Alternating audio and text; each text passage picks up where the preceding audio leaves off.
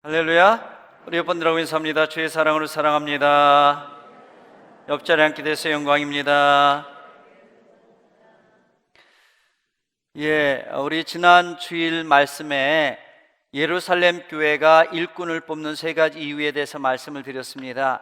당면한 문제를 해결하고 또 자리가 아니라 일을 시키기 위해서, 그래서 결국에는 하나님의 말씀이 더 왕성하게 전해지기 위해서 일꾼을 뽑았다라고 말씀을 드렸습니다. 한마디로 말하면 일꾼 뽑았다는 얘기입니다. 일하라고 일 뽑았다는 얘기죠. 자, 그런 의미에서 보면 교회의 직분은 영광스러운 훈장이 아닙니다. 오히려 일을 하라고 주어지는 출입증입니다. 사원증 있죠. 회사에 이제 입사하게 되면 들어갈 수 있는 사원증을 줍니다. 그런 출입증이라는 거죠. 이 훈장하고 출입증은요, 이 가슴에 단다라는 점에서는 똑같습니다. 그런데 아주 차이점이 있는데, 훈장은 어떤 일을 잘 끝마쳤을 때 그 명예를 기리기 위해서, 영광을 주기 위해서 주는 것이 훈장입니다. 그런데 사원증은 어떻습니까? 그것은 이제부터 일터에 들어가서 열심히 일하라고 주는 출입증입니다. 자, 그런 의미에서 보면 우리 교회에서 직분은 훈장이 아니라 출입증입니다.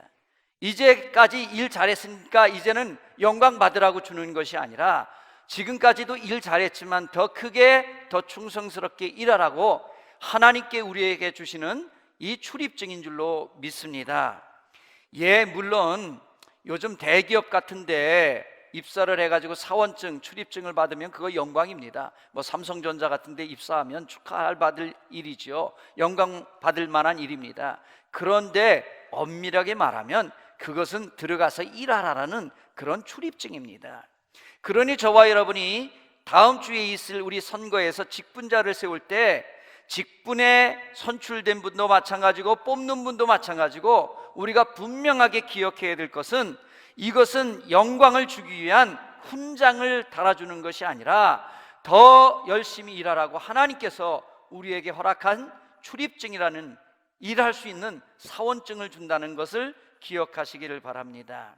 그런데 교회에서요, 이렇게 생각하지 못하고 이 직분을 훈장으로 생각하는 경우가 적지 않습니다. 이래서 문제죠. 서울에 있었던 한 교회의 일입니다. 그 교회에 안수 집사님이 계셨는데, 이분이 이름을 대면 우리도 아는 그런 정치가였습니다.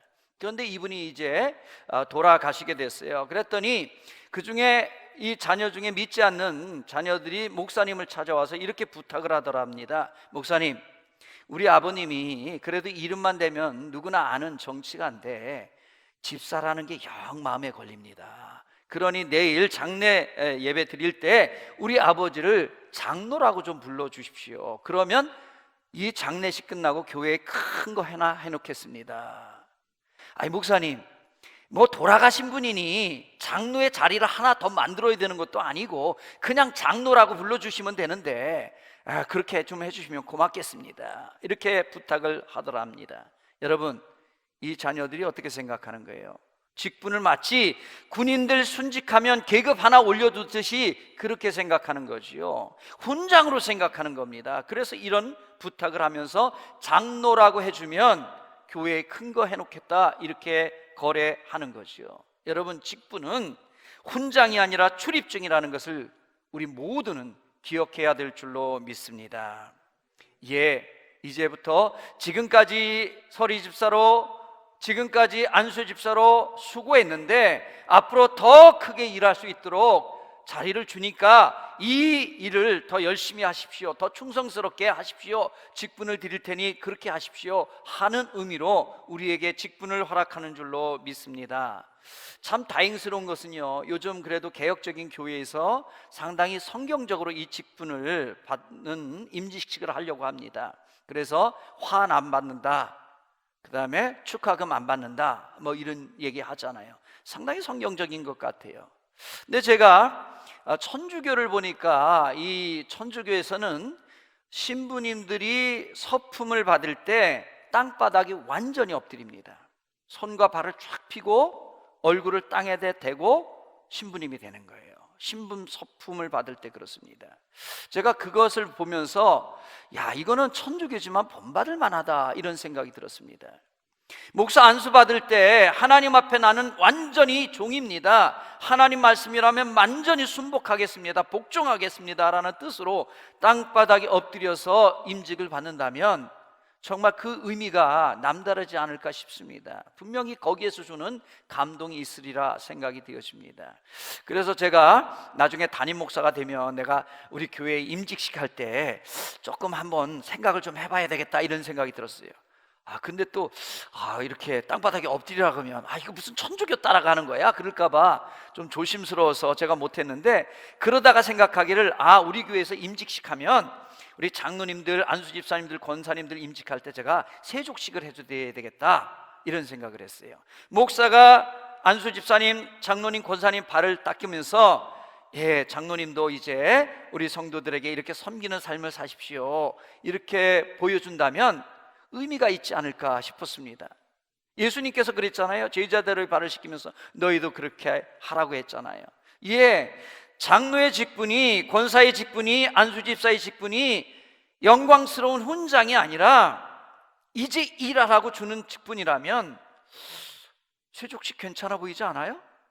물론 먼저 있었던 교회에서 그렇게 못했습니다. 인원이 많아서 그렇게 할 시간이 없어서 못했는데 숫자가 좀 작게 될 때는 이렇게 해도 의미가 있다라고 생각이 되어집니다. 이에 분명한 것은 임직은, 직분을 받는 것은 훈장 받는 것이 아니라 하나님 앞에 더 충성하겠다고 하나님 앞에 순복하는 시간인 줄로 믿습니다. 그래서 오늘 본문 7절 말씀에는요, 직분을 받을 때 아주 조심하라는 거예요. 마귀의 올무에 빠지지 않도록 조심하라는 거예요. 여러분, 왜 직분을 받을 때 마귀의 올무에 빠지지 않도록 조심하라고 했을까요? 그런 일이 벌어지니까 그런 거예요. 굳이 그렇지 않다면 성경에서 굳이 이런 말을 쓸 이유가 뭐게 있겠습니까? 번거롭게. 더군다나 당시에 이 성경은 양피지 이런 종이들이 워낙 비쌌습니다. 그래서 구약 성경 같은 경우에는 자음도 없이 모음만 따닥따닥따닥 붙였었습니다. 왜냐하면 종이를 줄여야 되니까. 그렇게 종이가 비싼 시대에 성경을 쓰면서 마귀의 올무에 빠지지 않도록 조심하라 이 말을 굳이 썼다는 것은 그런 일들이 벌어지기 때문에 경고하는 겁니다. 그렇다면 우리 교회도 마찬가지입니다. 어떤 교회도 직분을 받을 때, 직분을 임명하고 그럴 때 마귀의 올무에 빠지지 않도록 깨어서 조심해야 될 줄로 믿습니다. 아멘. 왜냐하면 마귀는 리더들을 공격합니다. 그러면 교회가 휘청합니다. 여러분, 평신도들이 똑같은 문제를 일으켜도 평신도는 덜합니다. 그런데 장로가 그래 보세요. 목사가 그래 보세요. 사회에서 뉴스가 되어지고 난리가 납니다. 똑같은 일이라도 직분자가 그런 일들을 범하게 되면 그 교회는 흔들릴 수밖에 없습니다. 그래서 마귀는 어떻게 하든 목사를 흔들고 장로를 흔들고 권사와 집사를 넘어가게 하는 겁니다. 그래야 그 교회가 흔들릴 테니까. 마귀는 그래서 시도 때도 없이 공격해 오는 겁니다. 그래서 구약 성경에 보면 제사장, 대제사장의 죄는 백성들 전체의 죄보다 더 무겁게 생각했던 겁니다.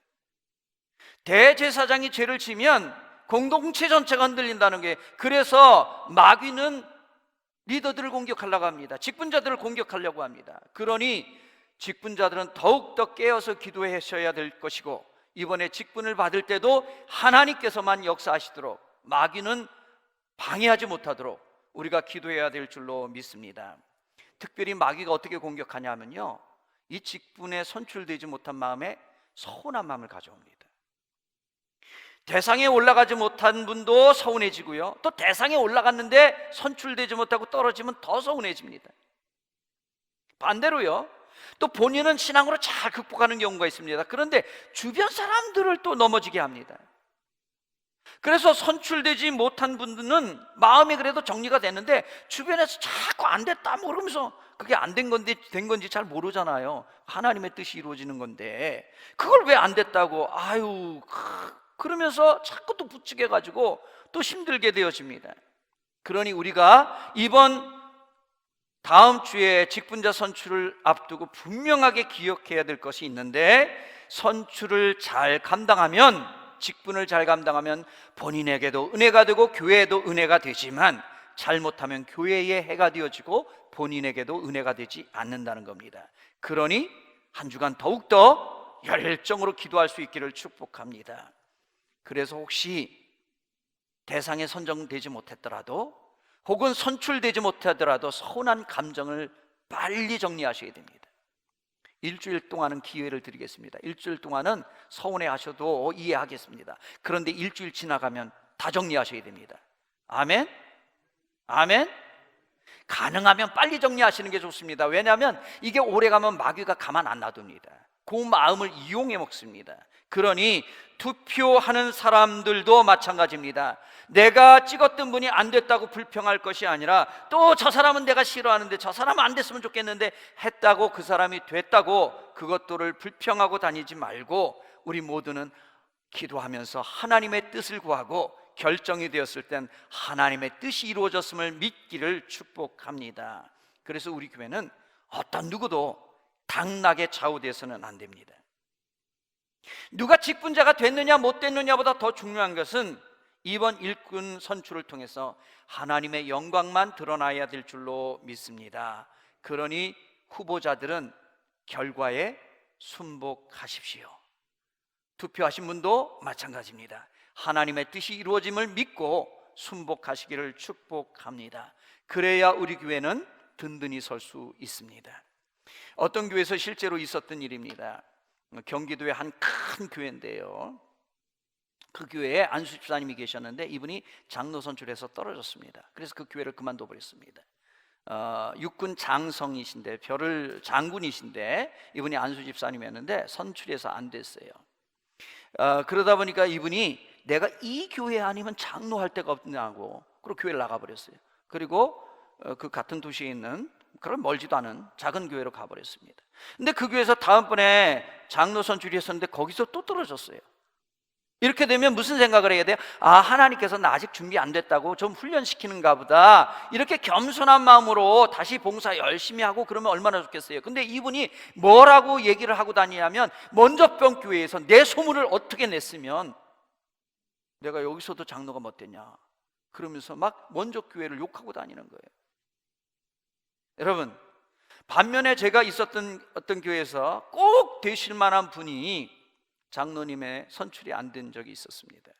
근데 옆에서 이 안수 집사님을 보고 아이고 참 꼭 되셔야 되는데 참 안타깝다고 막 이렇게 했어요. 근데 이분이 무슨 소리냐고, 하나님의 때가 아직 안 됐으니까 저를 더 훈련시키는 거지, 하나님의 때가 안 됐기 때문에 제가 부족하기 때문에 저를 훈련시키는 거지, 무슨 그런 말을 하냐고.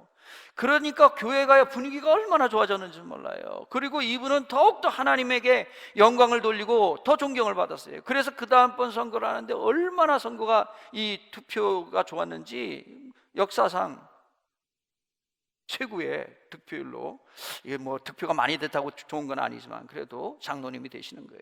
여러분, 그렇습니다. 하나님은 얼마나 빨리 장로가 되느냐, 또 그것보다는 어떤 장로가 되느냐를 하나님께서는 바라보고 계시는 것입니다. 여러분, 최연소로 안수집사가 되고 최연소로 장로가 되는 거 그렇게 중요한 거 아닙니다. 아무리 표를 많이 얻어서 장로가 되더라도 하나님은 그것 보는 게 아니라 어떤 장로가 되는지, 어떤 안수집사가 되는지, 어떤 권사가 되는지 하나님은 그것 보고 계시다는 것 기억하시기를 바랍니다. 특별히 오늘 본문을 보면 마귀의 올무에 빠지지 않도록 여러 가지 이야기들을 합니다. 근데 이게 너무 많아요.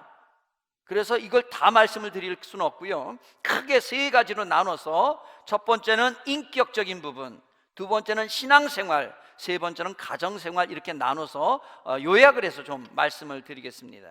첫 번째 부분은 직분자는 반드시 인격적인 존경을 받아야 된다는 게, 외인들에게서도 이런 말이 나옵니다. 이 도자는 이게 천부적인 의미가 있죠. 다시 말하면 교회에서도 존경받아야 되지만 교회 밖에서도 믿지 않는 사람에게도 존경받아야 된다는 뜻입니다. 교회와 교회 바깥에서 존경받아야 된다는 거죠. 그런데 이게 잘 안 되는 경우가 얼마나 많은지 몰라요. 교회에서는 믿음이 좋아요, 신앙생활 잘해요. 그런데 교회 바깥에 나가면 사람들한테 손가락질 당합니다. 또 어떤 분은 반대가 있어요. 바깥에서는 그래도 인정받고 존경받고 그래요. 근데 교회에서 믿음이 너무 부족해. 신앙이 아직 너무 연약해요. 이러면 안 된다는 거지요. 우리는 하나님의 직분자들은 교회에서 신앙생활도 잘해야 되고 바깥에서도 인정받아야 될 줄로 믿습니다. 그러기 위해서 8절에 일구이언하지 말라는 거예요. 여기서 이 말하고 저기 가서 저 말하지 말라는 거예요. 여러분, 사람의 인격을 가장 잘 드러내는 것 중에 하나가 말 아니에요? 그 사람의 말을 보면 그 사람의 인격 수준을 알게 됩니다. 그러니 직분자가 되려고 하는 분들은 말 조심하셔야 됩니다. 상스러운 말 안 됩니다. 비꼬는 말 안 됩니다. 거친 말 안 됩니다. 덕이 되지 않는 부정적인 언어도 안 됩니다. 거듭난 입술이 되어서 다른 사람을 세워주고 용기를 주고 믿음을 북돋는 그런 말을 해야 될 줄로 믿습니다. 이사야 6장을 보면요, 이사야가 환상 중에 하나님 나라를 보잖아요. 그런데 그때 이사야가 그 환상을 보고 마지막에 무슨 말합니까? 나 이제 죽었다. 입술이 부정한 자가 하나님을 봤으니 난 이제 끝났다는 거예요. 난 죽었다는 거예요. 그럴 때 하나님의 천사가 나타나서 제단 숯불에서 숯을 가져다가 이 이사야의 입술을 지집니다. 이제 됐다는 거죠. 너 죽지 않는다는 거예요. 너 이제 새로운 입술이 됐다는 거예요. 그동안은 부정한 입술이었는데 너 이제는 거듭난 입술이 돼서 하나님의 복음을 증거하는, 하나님을 전하는 그런 입술이 된다는 것이요. 그러니 우리도 마찬가지입니다. 직분자는 반드시 성령의 불로 우리의 입술을 지져야 됩니다. 아멘. 이 지진다니까 좀 과격해가지고 욕 같은데 저 입술을 지져버려 이런 의미가 아니고 성령의 불로 거듭나야 될 줄로 믿습니다. 우리의 마음만이 아니라 우리의 입술도 거듭나야 됩니다. 예전에는 비방하는 말, 예전에는 거친 말, 예전에는 막 그렇게 다른 사람을 깎아내리고 다른 사람을 좌절시키는 말, 안 된다는 말. 그러나 우리는 이제 갈렙과 여호수아처럼 주님 안에서 용기를 주는 말, 믿음의 말을 할 수 있기를 축복합니다. 이어서 3절과 8절에 보니까요, 술을 가까이 하지 말라는 거예요. 여러분, 술, 담배가 천국 가는데 이것이 결정적인 역할을 하는 것은 아닙니다. 술 한다고 천국 못 가는 것은 아닙니다. 만약에 그럼 예수님이 포도주 만드셨으면 안 됐죠. 첫 번째 기적이 포도주인데. 나중에 이거에 대해서 좀 자세히 말씀드릴 시간이 있을 겁니다. 근데 어쨌든 간에 술, 담배 한다고 천국 못 가는 건 아닙니다. 그런데 신앙생활에 있어서, 신앙이 성장하는 데 있어서는 아주 절대적인 영향을 미칩니다. 상관관계가 큽니다.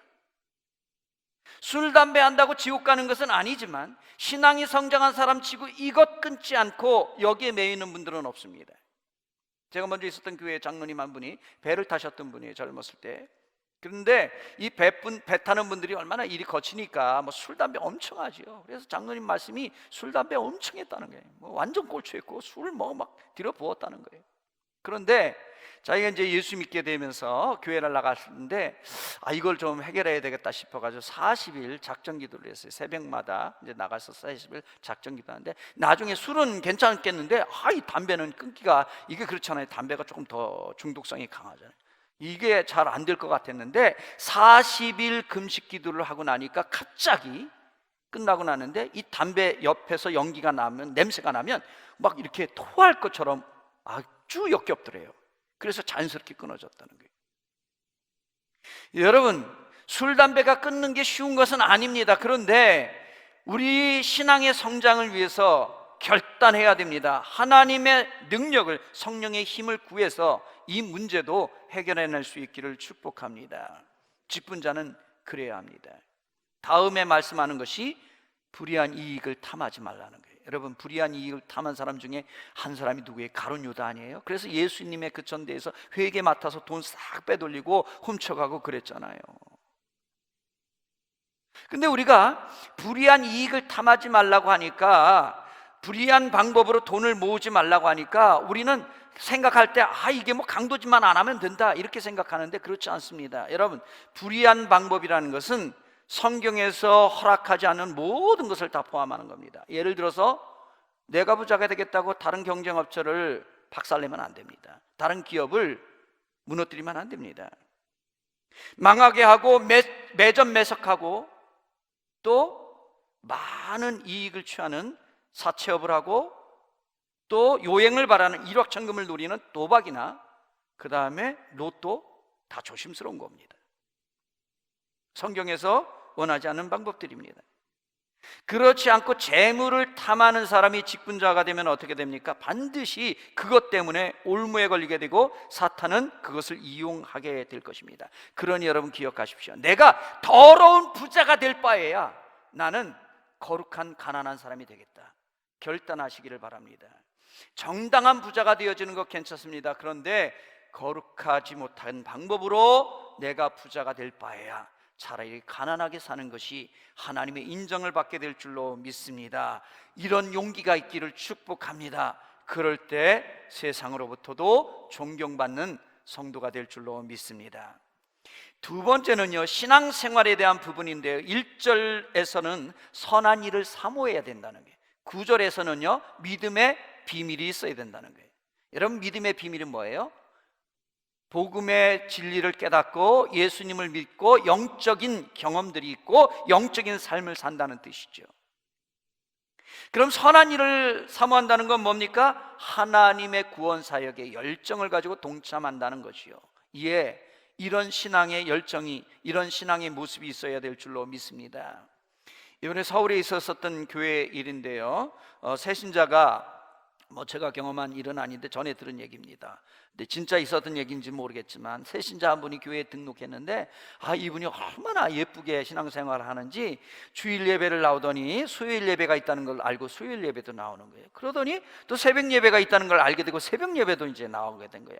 그렇게 열심히 새벽 예배까지 막 몇 달을 나오더니 조용히 목사님한테 면담 신청을 해가지고 목사님한테 오셔서 상담을 받는 거예요. 목사님, 교회 얼마쯤 다니면 새벽 예배는 면제해 주시나요? 그렇게 질문을 하더라는 거예요.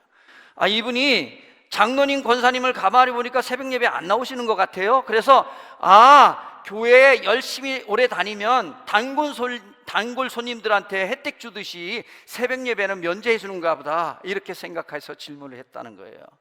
여러분, 우리는 본의 아니게 이렇게 잘못된 모델이 되어서는 안 될 줄로 믿습니다. 우리 직분자들은 믿음의 후배들에게 좋은 신앙의 선배가 되기를 축복합니다.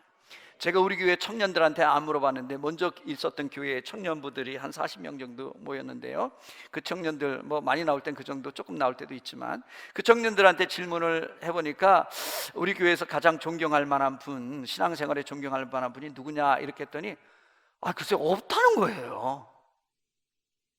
그래서 제가 당황해가지고, 야, 니들이 잘 몰라서 그래. 니들이 다 알아. 장로님도 알고 안수 집사님도 잘 모르잖아. 몇 번 아는 거 가지고 그렇게 말하면 안 되지. 제가 그렇게 말한 적이 있는데요, 여러분, 우리 청년들한테 나는 신앙생활 저렇게 했으면 좋겠다. 우리 어떤 장로님처럼, 우리 어떤 권사님처럼. 왜 아멘 안 하세요? 우리 집사님처럼 난 그렇게 신앙생활, 난 저렇게 신앙생활 할 거다. 이런 분들이 우리 교회에 많아질 수 있기를 축복합니다. 그렇지 않고 언제쯤 되면 장로님처럼 우리 새벽 예배 빼주세요, 이런 얘기가 나오면 안 될 줄로 믿습니다.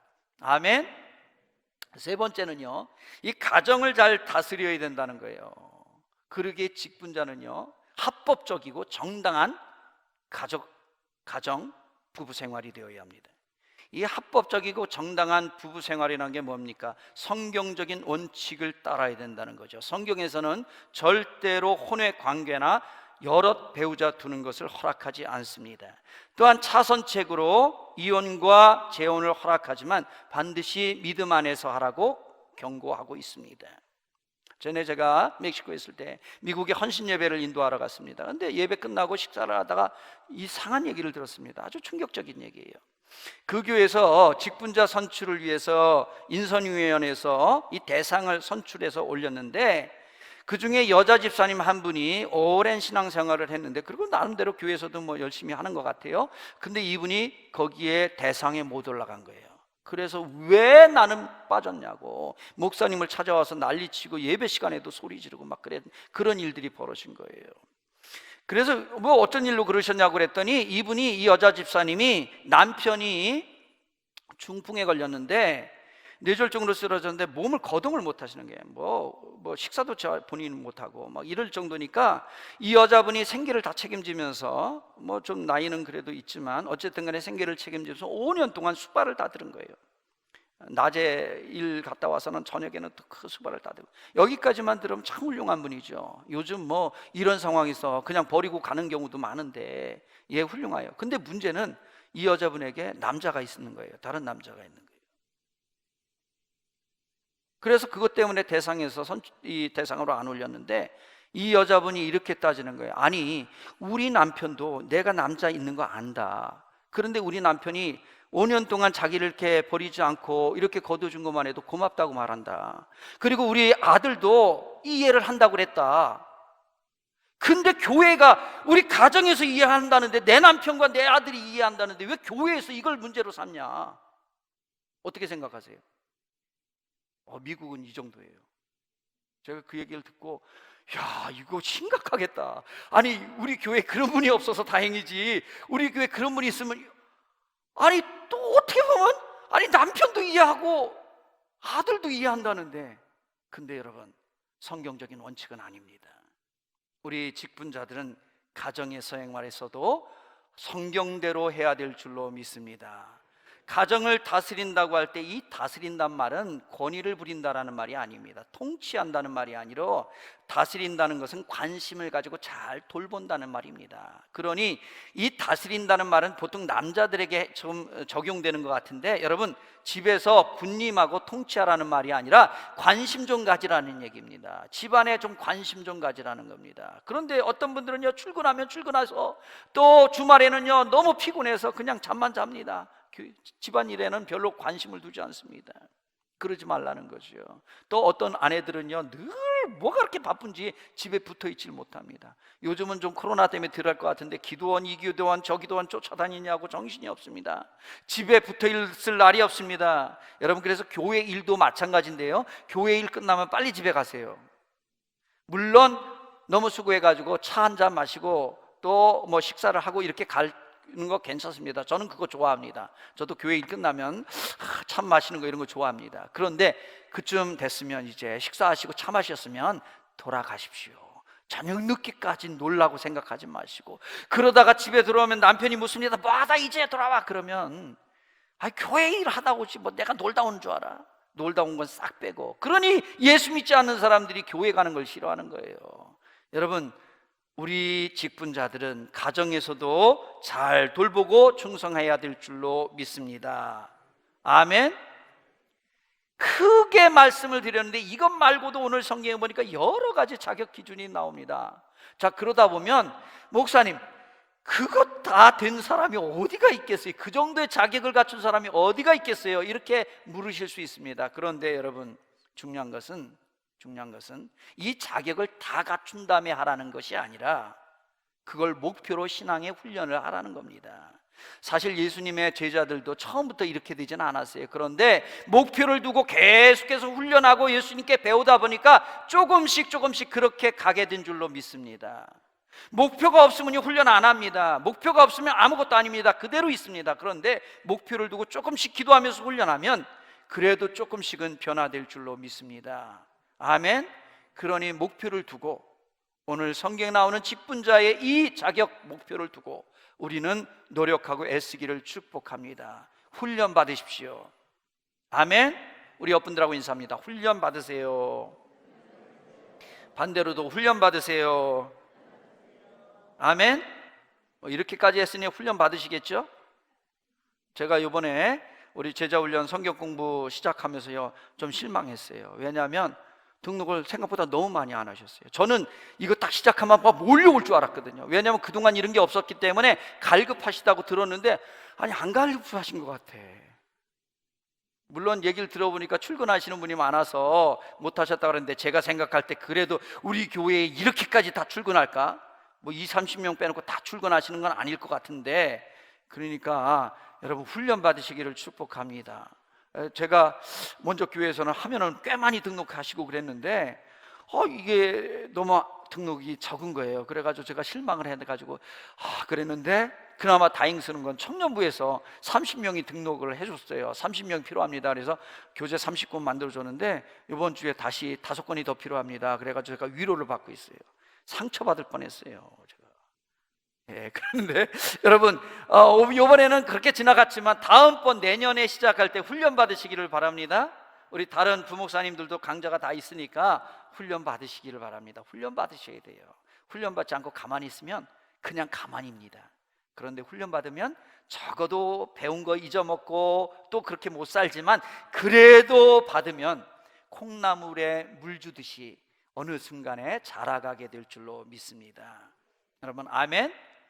그러면 이제 질문이 생깁니다. 하나님, 아니 목사님, 아니 뭐 그렇게까지 힘들게 훈련까지 받으면서 직분을 받겠습니까?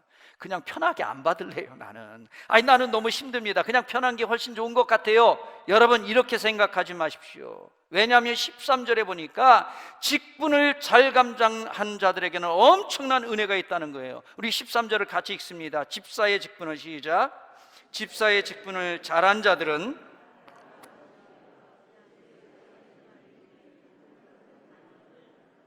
아멘? 아멘? 여기서 집사라고 했지만 사실은 집사뿐만 아니라 그 앞으로 나오는 감독, 다시 말하면 장로님도 포함되죠. 이런 직분자들 전체에게 주시는 말씀입니다. 직위를 얻는다는 거예요. 아름다운 지위를 얻는다.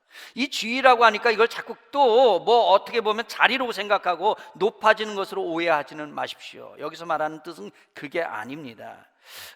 계급을 말하는 게 아닙니다. 정확히 이해하려면 빌립보서 2장 9절을 이해를 해야 되는데, 이게 무슨 말입니까? 예수님은 하나님과 동등된 분이었지만 오히려 그 자리를 버리고 십자가에 낮아져서 오셨습니다. 그래서 종처럼 십자가에서 죽으셨습니다.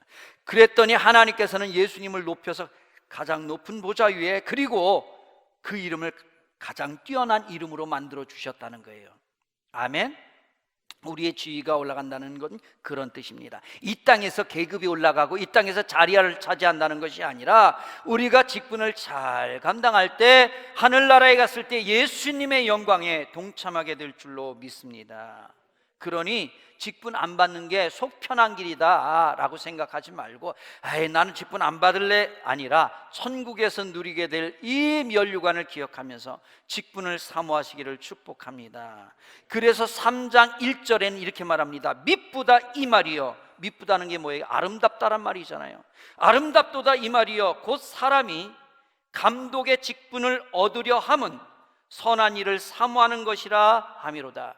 감독이 되려고 하는 것, 아름다운 일이라는 거죠. 그 감독이 되고자 하는 것은 선한 것을 사모하는 마음이라는 거예요. 이에 직분을 사모하라는 겁니다. 직분 소중한 겁니다.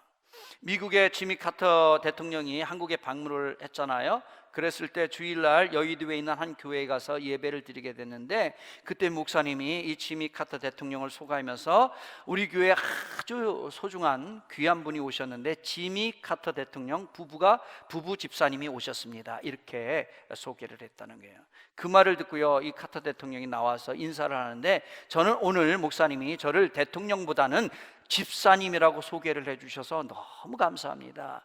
대통령은 미국의 국민들이 뽑아준 거지만 이 집사 직분은 하나님께서 주신 거기 때문에 저는 이 직분을 더 소중하게 여깁니다, 이렇게 말을 하더라요.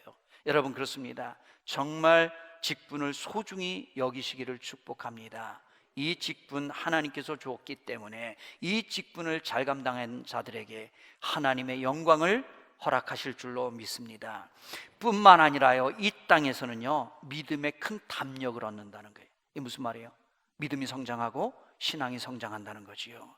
아멘. 실제로 보세요. 빌립은 집사가 된 다음에 담대하게 사마리아 성에 가서 복음을 전거합니다. 스데반 보세요. 스데반 집사님이 된 후에 큰 담력으로 복음을 증거하잖아요. 심지어는 자기를 향해서 돌을 던지는 자를 향해서 용서하면서 그 얼굴이 천사같이 되며 복음을 증거하잖아요. 이런 담대한 믿음 얻게 되는 줄로 믿습니다. 우리 흔히 말하기를 자리가 사람을 만든다는 말이 있잖아요. 직분을 얻게 될 때, 직분을 감당할 때 그 사람이 신앙이, 믿음이 자라게 되는 줄로 믿습니다. 그러니 여러분, 직분자 되기를 사모하십시오. 그것은 잘못된 것 아닙니다. 오늘 미쁘다고 말합니다. 다만 하나님께서 기뻐하시는 직분자가 되기를 사모하시기를 축복합니다. 그렇게 잘 직분을 감당할 때 장로의 직분을, 안수집사의 직분을, 권사의 직분을, 또 서리집사의 직분을, 구역장의 직분을, 권찰의 직분, 성가대, 교사, 이런 모든 직분을 잘 감당하면 하늘 나라에서 상급이 있고 이 땅에서 믿음이 자라가게 될 줄로 믿습니다. 아멘. 오늘 말씀을 생각하면서 하나님께 기도합니다. 하나님, 제가 직분자입니다. 하나님, 이 직분 잘 감당하게 하여 주시고 충성되지도 못한데 충성되게 여겨서 이 직분을 주셨사오니 이제 정말로 충성하게 하옵소서. 그리고 다음 주에 있을 임직 직분자 선출해서 하나님의 뜻만 이루어지게 하옵소서. 우리 주여 한번 부르짖고 기도합니다. 주여, 살아계신 아버지 하나님 감사합니다. 하나님, 자격 없는 자를, 충성스럽지 못한 자를 충성스럽게 여겨 하나님 목사의 직분으로, 하나님의 말씀을 전하는 직분으로 세워주심을 감사합니다. 죄송합니다. 송구합니다. 하나님, 이제 훈련하고 다짐하고 결단하여 더욱더 주의에 맡겨진 이 직분을 잘 감당할 수 있도록 은혜 가운데 함께 하여 주옵소서. 주의 백성들을 기억하여 주시고 맡겨진 직분을 아름답게 감당하게 하여 주옵소서. 오 하나님, 도와주옵소서.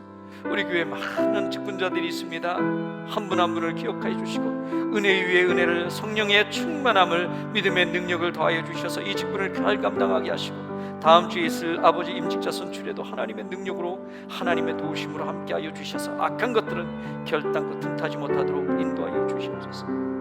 살아계신 아버지 하나님 감사합니다. 저희를 부족하고 연약하고 충성스럽지 못함에도 충성스러운 일꾼으로 여겨서 이 귀한 직분을 주셨사오니 이제 잘 감당할 수 있도록 도와주시되 능력으로, 성령으로 함께하여 주시옵소서. 뿐만 아니라 다음 주에 있을 직분자 선출에 있어서 오직 하나님의 뜻만 이루어지게 하시고 사람의 생각이나 악한 사단의 권세가 해방하지 못하도록 하나님께서 도와주옵소서. 하여 이 일로 시험에 들거나 이 일로 어려워지는 사람이 없게 하시고 우리 주님의 교회, 믿음, 미래를 사는 교회가 믿음으로 더욱더 든든히 세워지게 하여 주시옵소서. 축복합니다. 예수님의 이름으로 기도합니다. 아멘.